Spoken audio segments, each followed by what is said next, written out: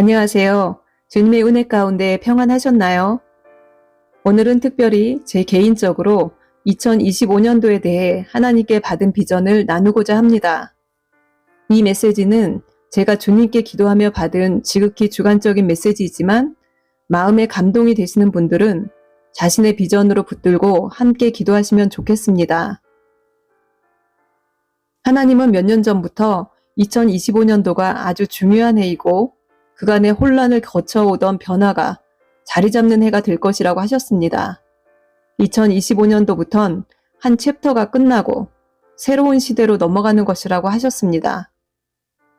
그래서 저는 몇몇 분들을 2025년도를 위해 준비되도록 말씀과 기도로 함께 해왔었습니다. 2025년도는 그간 인내와 연단을 하며 예수님과의 여정을 함께 해오셨던 분들에게 추수하고 열매를 따는 해가 될 것입니다. 마태복음 25장에 주인이 멀리 가면서 종들에게 5달란트, 2달란트, 1달란트 이렇게 맡기고는 돌아와서 그것을 평가하는 내용이 나옵니다. 5달란트와 2달란트를 맡았던 종들은 그만큼의 수익을 남겼고 주인은 그들에게 잘했다고 더 많은 것을 맡기셨지요. 그러나 1달란트 받은 종이 그것 갖고 아무것도 하지 않은 것에 대해서는 엄중하게 심판을 하셨습니다. 마치 이 이야기의 느낌이랄까요? 지난 2019년도부터 올해 24년도까진 믿는 성도들에게 나름의 훈련과 연단의 시간이었습니다. 특히 올해 2024년도는 앞을 알 수 없는 길을 단지 믿음 하나만을 가지고 더듬더듬 걸어가는 시간인 분들이 많았을 것입니다. 하나님은 제게 매년 11월에 다음 해에 대한 말씀을 주셨는데요. 작년 11월에 올 24년을 위해 주셨던 말씀은 여호와의 성산에 올라오라 였습니다. 정말로 올 한 해는 여호와를 찾아 끊임없이 올라가는 시간들이었습니다. 고난의 시간들을 산을 오르는 심정으로 묵묵히 그러나 오직 그곳 한 곳에만 소망을 두고 올라가는 그런 시간들이었습니다.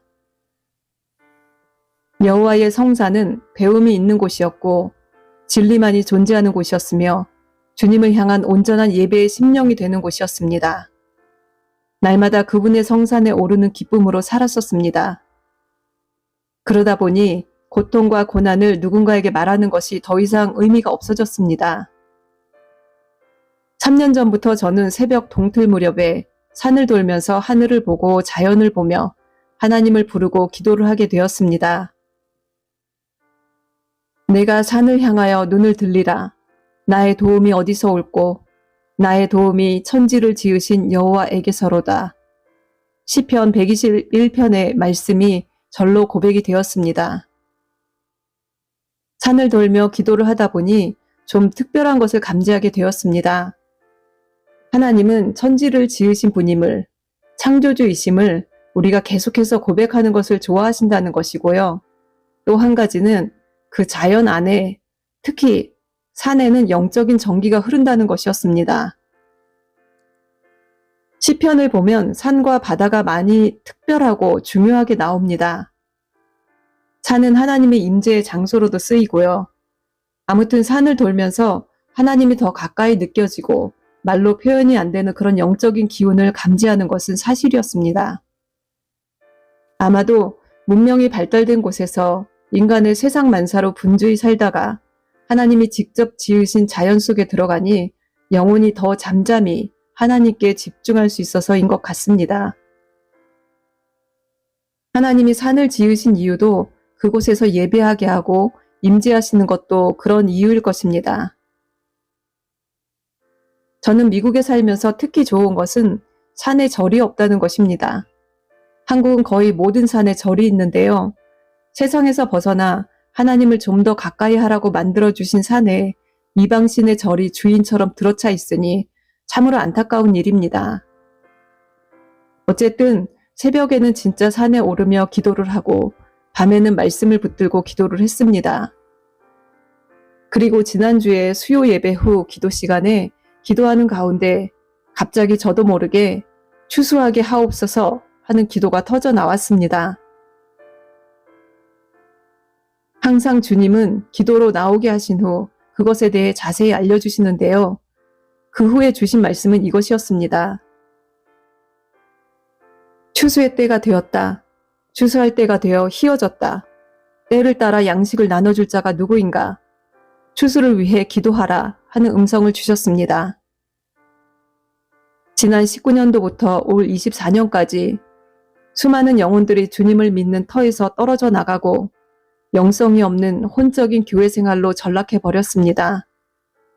목자 잃고 유리 방황하는 수많은 영혼들 때문에 주님은 아파하시며 눈물을 흘리셨습니다. 내년 2025년도엔 많은 이들의 위치가 바뀔 것입니다.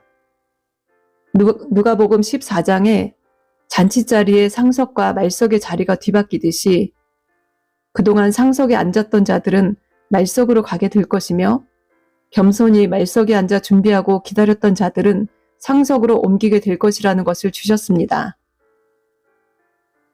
만약 여러분들이 지난 5년간 혼란 가운데 인내의 시간을 보내며 주님을 붙들고 고군분투해 오셨다면, 그리고 지금도 피투성이가 되어서 주님을 붙들고 계시다면 여러분들을 하나님이 높여주실 것입니다.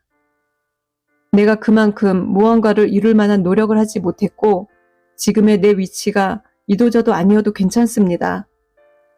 실패의 시간, 어리석음의 시간에 숨지 않고 하나님을 붙들고 알 수 없는 시간들을 보내었다 해도 괜찮습니다.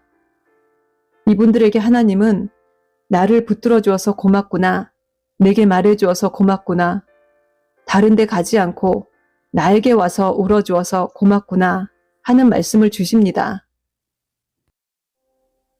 특별히 최근 몇 년 힘들었던 그 시간들은 우리가 소중하다고 여기는 것들을 하나하나 포기하는 시간들이었다고 하셨습니다. 생각을 비우고 불필요한 것들을 쳐내는 시간이었던 것입니다. 그리고 그곳을 주님이 하나하나 채워 오셨습니다. 여러분, 이제는 추수할 수 있기를 기도하세요. 추수꾼 하니까 신천지 같은 이단인가 의심하실 수 있는데요. 아닙니다. 예수님을 믿는 우리는 마지막 때에 하나님의 명령을 받고 추수의 사명을 감당해야 합니다. 나는 추수할 수준의 사람이 아닌데 할 것이 아니라 나도 추수자로서 세워지길 원합니다 하고 기도하시기 바랍니다. 기도할 때 여러분은 이미 추수꾼의 반열에 세워지는 것입니다. 어느 분야로 어떻게 추수꾼으로 세워질지는 하나님의 각 사람에 대한 계획에 따라 다를 것입니다. 하나님의 우리 안에 어떤 것을 일으키고 끄집어내실지 모릅니다. 하나님은 정말 간절히 추수할 자들을 찾고 계시답니다. 때를 따라 양식을 나눠줄 자들을 찾고 계십니다. 이제는 추수의 때로 접어듭니다. 수많은 사람들이 추수자로 세워질 것입니다. 여러분도 갈망하시고 기도하시기 바랍니다. 추수의 말씀과 함께 두 번째로 하나님께서 저에게 주신 말씀은 겸손에 대한 것이었습니다. 끊임없이 겸손해야 한다고 하셨습니다. 겸손한 자만이 지속적으로 추수를 할 수가 있습니다. 계속해서 우리는 말석에 앉도록 해야 합니다. 봉사의 자리에서도 나를 숨겨야 합니다. 자랑하고 싶은 입을 닫아야 합니다. 그런데 이건 기본이고요. 하나님은 우리가 속으로 나도 감지하지 못하게 교만한 것까지 이제는 버리기를 원하십니다. 저는 교회 안에서 학생들 부모들이 자기를 드러내려고 하거나 갑질하듯 휘젓고 다니고 다른 사람을 배려하지 않는 모습을 종종 봅니다. 정말 어리석은 것입니다. 절대로 자녀가 잘 될 수가 없습니다. 이건 그냥 하나의 법칙과 같습니다. 교회에서 봉사를 할 것이라면 말없이 헌신하며 하셔야 합니다. 만약 그런 사람들에게 무시받으며 봉사하고 계시다면 할렐루야 하십시오. 자녀에게 복이 쌓이는 지름길입니다. 초, 중, 고등학교 이런 자녀들을 위해 서로 섬길 때에는 정말 눈과 입을 닫고 나의 지위나 부의 정도나 능력 이런 모든 걸 드러내지 않고 종의 마음으로 해야 합니다. 내년 2025년도부터는 꼭 기억하십시오. 겸손과 추수는 함께 갑니다. 겸손한 자가 하나님 앞에 엎드릴 수 있고 죄를 이겨낼 수가 있습니다. 심지가 견고해서 흔들리지 않습니다. 교만하면 판단이 흐려지고 나 혼자 다른 꿈을 꾸기 때문에 생각도 전혀 다른 길로 빠지게 됩니다. 교만은 결국 다른 신을 섬기는 것과 같아서 내 주변의 모든 것을 파괴하는 힘을 가지게 됩니다. 교만하면 내 생각과 마음에 하나님이 아닌 다른 것들로 채워집니다. 만약 여러분들이 스트레스 되는 문제나 사람이 있어서 그 문제와 사람이 나도 모르게 계속 머릿속에 맴돈다면 빨리 대적 기도를 하고 벗어나셔야 합니다. 하루에 10% 이상의 시간을 내 생각과 마음을 차지하는 것이 있다면 그건 거의 미혹이라고 보시면 됩니다. 어떤 프로젝트나 해야 할 것에 대해서 머릿속으로 정리하고 생각하고 하는 것과 별개로 스트레스와 두려움, 걱정으로 자꾸 떼낼래야 떼낼 수가 없이 나도 모르게 계속 생각이 꼬리에 꼬리를 물고 그 사람의 이름이 뇌리에서 떠나지 않는다면 빨리 감지하고 벗어나야 합니다. 먼저 그 사람의 이름이나 그 일을 내 생각과 마음에서 떠나가도록 대적 기도를 하시고 하나님께 나를 자유케 해달라고 도움을 구하셔야 합니다. 이것을 훈련처럼 하셔야 합니다. 올 한 해를 돌아보시고 교만했던 죄는 없었는지 생각나시는 대로 회개하시고 겸손할 수 있도록 하나님께 도움을 구하세요. 그리고 나의 인생에서도 하나님의 나라에서도 추수하는 존재로 하나님께 드려질 수 있기를 기도하시기 바랍니다. 잠시 기도하겠습니다. 하나님 아버지, 이 메시지를 듣는 한 사람 한 사람을 기억하시고 하나님의 계획 가운데 세워 주시옵소서. 그래서 늘 삶에서 추수하는 자들이 되게 하여 주시옵소서. 이제는 나아가기를 원합니다. 멈춰 있고 퇴보하는 삶이 아니라 앞으로 전진해 나아가게 하여 주시옵소서.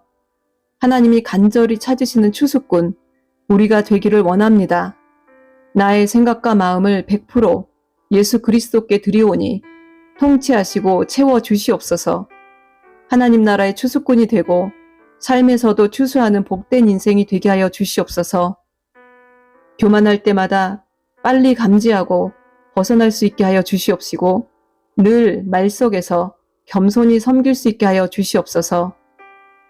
사탄이 믿음의 근간을 흔들고 뿌리를 뽑으려고 발악하는 이 시대에 믿음을 지킬 수 있도록 성령의 임재와 능력과 역사하심을 날마다 경험할 수 있기를 간절히 소망합니다. 2025년도 온전히 예수 그리스도께서 열어놓으신 새롭고 산 길만을 날마다 걷게 하옵소서. 은혜와 진리로 더욱 무장되게 하여 주시옵소서. 그래서 우리 모두가 하나님의 영광의 찬송이 되게 하여 주시옵소서. 예수님의 이름으로 기도드렸사옵나이다. 아버지 아멘. 아버지 샬랄라바라코 실랄라 카라라바 아버지 알라버리알라 실랄라바라코 실라 카라라바 아바라코리알랄라 카우이알라 카샬라 카라바 아버지 하나님 아버지 알라 카실랄라 카릴라 카릴라 카라바 아버지 알라 카라바리 알라 시칼랄라바 아버지 주의 자녀들이 주님 앞에 엎드리게 하여 주시옵소서. 주의 전에 엎드리게 하여 주시옵소서. 주님의 권위 아래 순복하게 하여 주시옵소서. 아버지 알라 실랄라 카라라발라 실랄라바 아발랄라바리